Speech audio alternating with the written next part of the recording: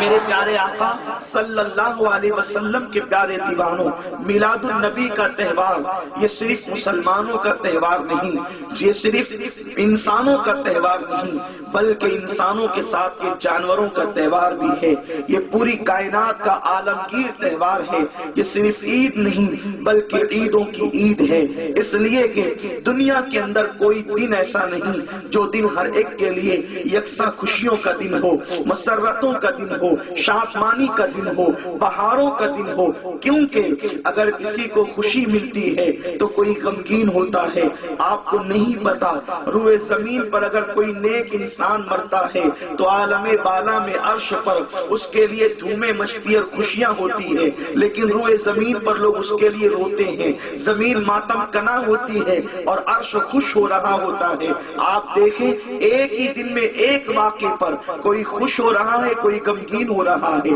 عرش کو خوشی ملی ہے تو زمین رو رہی ہے، انسانوں کو غم نصیب ہوا ہے تو فرشتے خوشیاں منا رہے ہیں۔ اعلیٰ حضرت امام اہل سنت اس منظر کو یوں بیان کرتے ہیں، عرش پر دھومیں مچے، عرش پر دھومیں مچے وہ مومن صالح ملا، عرش پر دھومیں مچے وہ مومن صالح ملا، فرش پر ماتم رچے وہ طیب و طاہر گیا، فرش پر ماتم رچے وہ طیب و طاہر گیا۔ میرے پیارے آقا صلی اللہ علیہ وسلم کے پیارے دیوانوں، تو ہر تہوار یا ہر دن یا ہر واقعہ کسی کے لیے خوشی کا مشترکہ طور پر نہیں ہوتا۔ اگر کسی کو خوشی ہے تو کسی کو غم ہے۔ مثال کے طور پر 1947 کو ہمارا ملک 15 اگست کو آزاد ہوا، ہند والے خوشی مناتے ہیں لیکن برطانیہ والے اس دن خوشی نہیں کرتے، بلکہ خوشی کرنے والے کو اچھا نہیں جانتے، کیونکہ ہندوستان آزاد ہوا ہے لیکن برطانیہ کے ہاتھ سے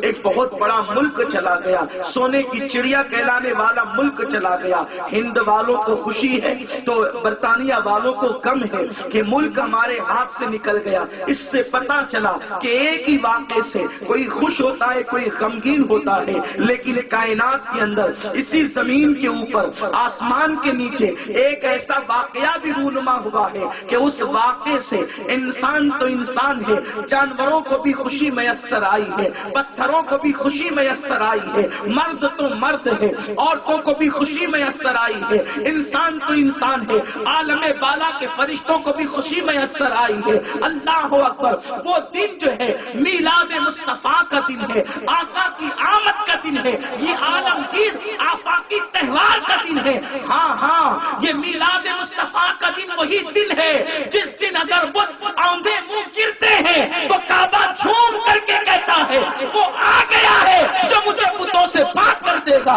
وہ آ گیا ہے جو زمانے میں انقلاب پیدا کر دے گا۔ میرے پیارے آقا علیہ السلام کے پیارے دیوانوں، سرکار کی میلاد بیان کرنے سے پہلے تمہیدی طور پر میں کچھ گفتگو آپ سے کرنا چاہتا ہوں، اس لیے کہ روئے زمین پر بہت سے لوگ میلاد کے مخالف بھی ہیں۔ میلاد کیوں مناتے ہو؟ میلاد منانا نہیں چاہیے۔ میں بہت سنجیدگی کے ساتھ ان کو جواب دینا چاہتا ہوں، آپ بھی منائیں میلاد، اس لیے کہ صرف ہمارا حق نہیں بلکہ آپ کا بھی حق ہے۔ آنے والی گفتگو اگر آپ سنیں گے انشاءاللہ، اگر یہ گفتگو غیر مسلموں تک پہنچائیں گے تو غیر مسلم بھی میلاد النبی کو سیلیبریٹ کریں گے، کیونکہ میرے رسول نے زمانے میں جو انقلاب پیدا کیا ہے وہ صرف مسلمانوں پر احسان نہیں بلکہ پوری کائنات پر احسان کیا ہے۔ آج کے پہلے آقا کی آمد سے پہلے کے حالات ذرا ملاحظہ کریں۔ حضور سید عالم مصطفیٰ کریم صلی اللہ علیہ وسلم میلاد والے مصطفیٰ جب زمین پر تشریف نہ لائے تھے،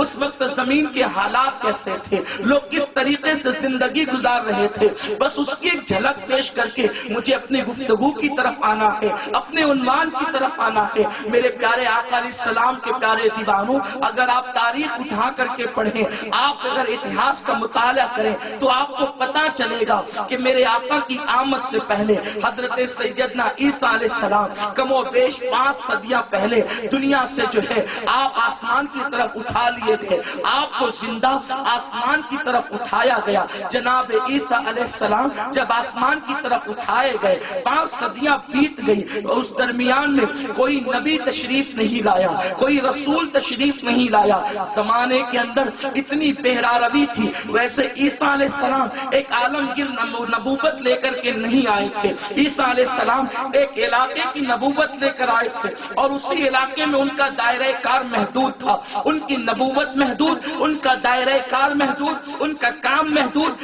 لیکن اگر وہ علاقہ سدھر بھی جاتا، حالانکہ ان کو سدھارنے کا اتنا موقع میسر نہیں آیا، بالفرض اگر وہ علاقہ مکمل طور پر سدھر بھی جاتا تو پھر حالات یہ ہوتے کہ زمانے کے اندر تو برائیاں تھی، یونان شرک میں ڈوبا ہوا تھا، عرب شرک میں ڈوبا ہوا تھا، حالات دنیا کے یہ تھے، مذہبی طور پر لوگ اتنے بگڑ چکے تھے کہ لوگ چوہے کو سجدہ کرتے، لوگ ہواؤں کو معبود مانتے، لوگ پتھروں کو معبود مانتے، لوگ درختوں کو معبود مانتے، لوگ دریاؤں کے آگے سجدہ کرتے۔ حد تو یہ ہے، حیا کے پردے میں اتنا کہہ دوں، انسانی شرمگاہوں کی تک لوگ پوجا کیا کرتے تھے، اس قدر لوگ گر چکے تھے کہ اللہ اکبر، آزائے سطروں کو بھی لوگ پوجتے تھے، اتنی گندگی ہو چکی تھی، اور اللہ اکبر اس قدر وہ پستی کا شکار ہو چکے تھے کہ جب وہ کعبے کا طواف کرتے تو کعبے کا طواف وہ ننگے ہو کر کیا کرتے تھے۔ وہ کہتے تھے جو کپڑے ہم پہنتے ہیں وہ کپڑے گناہوں کی وجہ سے آلودہ ہیں، اس لیے اگر طواف کپڑے پہن کر کریں گے تو گناہوں کی آلودگی سے ہم جو ہے وہ مزید ڈوب جائیں گے، لیکن وہ نادان ننگے ہو کر کعبے کا طواف کرتے۔ آپ تصور کریں، انسان جو ہے وہ اپنے گھر کے آنگن میں ننگا نہیں آتا، ان کی اخلاقی گراوٹ کا اندازہ کیجئے کہ وہ اللہ کے گھر میں، وہ اللہ کا گھر دنیا کے بت قدوں میں، پہلا وہ گھر خدا کا، ہم پاسباں ہیں اس کے، وہ پاسباں ہمارا، وہ اللہ کا گھر جسے خلیل نے تعمیر کیا تھا، اس گھر کی توہین اس طرح کرتے کہ وہ ننگے ہو کر کعبے کا طواف کرتے۔ 360 بتوں کو کعبے کی چھت پہ سجا رکھا تھا، چھت پر معبودان باطل کا پہرا، اور اس کے بعد اندر کعبے کے اندر بت سجے ہوئے تھے، تصویریں بنی ہوئی تھی۔ حالت یہ تھی، ایک انسان اخلاقی گراوٹ کا اتنا شکار تھا کہ اگر وہ اپنی نفسانی خواہشات کو پورا کرنا چاہتا تھا اور اسے کوئی عورت میسر نہ آتی تھی تو یہ بدترین تاریخ ہے دنیا کی آمد مصطفیٰ سے پہلے، میلاد مصطفیٰ سے پہلے، کہ اگر کوئی اپنے نفس کی خواہش کی تکمیل کرنا چاہتا اور کوئی عورت اس کو نہ ملتی تو وہ اپنی ماں کے ساتھ زنا کیا کرتا تھا۔ ذرا سوچو تو صحیح، ماں کی روح کیسی تڑپتی ہوگی،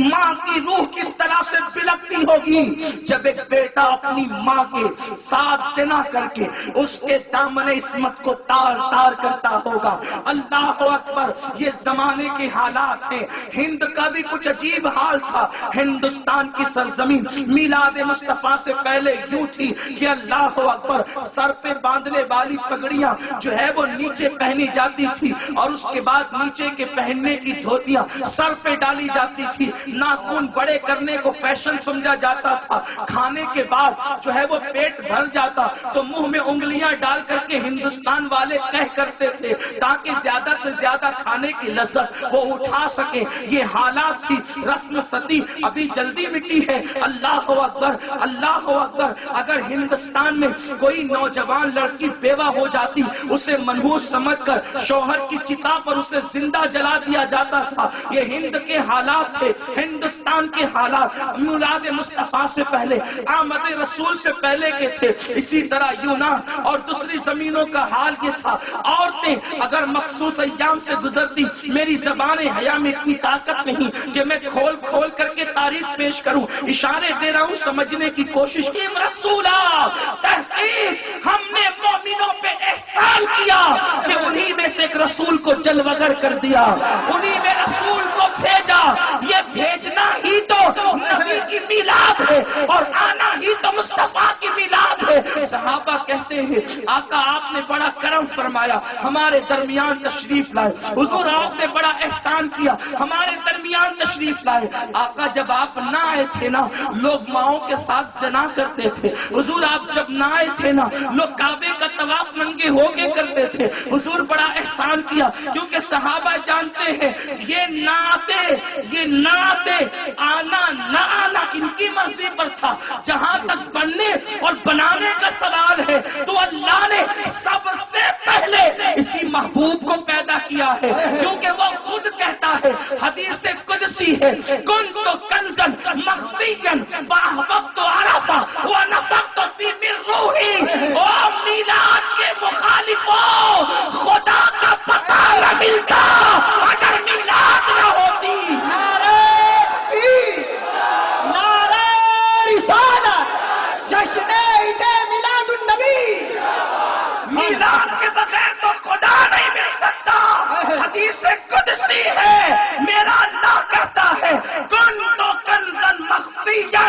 میں تو چھپا ہوا خزانہ تھا، میں تو چھپا ہوا خزانہ تھا، ہمیشہ سے ہے ہمیشہ رہے گا، لیکن تھا چھپا ہوا۔ پھر خود ہی فرماتا ہے جب میں نے چاہا کہ مجھ سے پیار کیا جائے، جب میں نے چاہا مجھ سے محبت کی جائے، جب میں نے چاہا میرے رب ہونے کو پکارا جائے، جب میں نے چاہا میرے آگے سجدے کیے جائیں، جب میں نے چاہا میرے آگے گڑ گڑایا جائے اور گڑ گڑانے والوں کے سر پر میں مغفرت کا تاج سجاؤں، اللہ اکبر، تو میرا کریم کہتا ہے فاحببت عرفا، جب میں نے چاہا کہ مجھے پہچانا جائے تو کہتا ہے ونفخت فی من روحی، تو میں نے انسانیت کی جان محمد کو پیدا ہے۔